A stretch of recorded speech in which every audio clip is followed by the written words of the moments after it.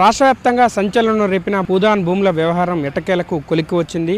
దాదాపు 746 మంది బాధితులకు మళ్ళీ వారిలో అర్హులైన వారికి ఇప్పుడు ఎట్టకేలకు ప్రభుత్వం తీపి కబురు అందిందని చెప్పవచ్చు. ఎక్కడైతే వెలుగుమట్ల రెవెన్యూ పరిధిలోని సర్వే నెంబర్లలో 3 సర్వే నెంబర్లలో పేదలు నిర్మించుకున్న ఇళ్లను ప్రభుత్వం కూల్చేసిందో అక్కడే మళ్ళీ ఇల్లు నిర్మించి ఇవ్వాలని చెప్పి ప్రభుత్వం నిర్ణయం తీసుకుంది. మొత్తం బాధితులందరినీ కూడా ఇప్పుడు అది భారీ ఊరటగా మనం చెప్పవచ్చు. దాదాపు 2 వారాలుగా ఈ భూదాన భూముల వ్యవహారం రాష్ట్ర వ్యాప్తంగా తీవ్ర చర్చనీయాంశంగా మారింది, సంచలనం రేపింది.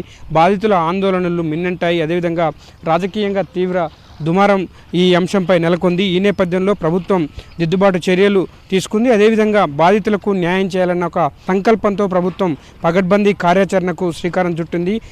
మంత్రులు ప్రతిష్టాత్మకంగా, జిల్లా మంత్రులు ప్రతిష్టాత్మకంగా తీసుకొని బాధితులకు న్యాయం చేసే విధంగా నిర్ణయం తీసుకున్నారు. దీంతో మళ్ళీ ఎక్కడైతే ఇల్లు కూల్చివేశారో అదే ప్రస్తుతం మనమున్న ఈ భూదాన్ భూముల్లోనే ఈ బాధితులకు ప్రభుత్వం ప్రత్యేకంగా ఇళ్ల స్థలాలు ఒక్కొక్కరికి మొత్తం ప్రత్యేకంగా నిర్వహించిన సర్వే ప్రకారం మొత్తం 412 మంది బాధితులకు ప్రభుత్వం న్యాయం చేయాలని నిర్ణయించింది. ఈ మేరకు ఖమ్మం జిల్లాకు సంబంధించిన ఈ బాధితులందరికీ కూడా 311 మంది ఎవరైతే అత్యంత నిరుపేదలు ఉన్నారో, కనీసం ఉండేందుకు గూడు లేని వారు ఉన్నారో, ఇళ్ల స్థలం లేని వారు ఉన్నారో వారందరికీ కూడా ఈ వెలుగుమట్ల భూదాన్ భూముల్లోనే 311 మందికి ప్లాట్లు ఇవ్వాలని, ఇళ్ల స్థలాలు ఇవ్వాలని చెప్పి నిర్ణయించింది. ఒక్కొక్కరికి 75 గజాల చొప్పున ఇళ్ల స్థలాలు ఇవ్వడంతో పాటు ఇక్కడే ఇందిరమ్మ ఇల్లు నిర్మించి వాళ్ళకు అప్పగించాలని చెప్పి ప్రభుత్వం నిర్ణయం తీసుకుంది. మిగతా ఎవరైతే 101 మంది జిల్లాలోని వివిధ ప్రాంతాలకు చెందిన బాధితులు ఉన్నారో వారికి వారి సొంత ప్రాంతాలు ఏవైతే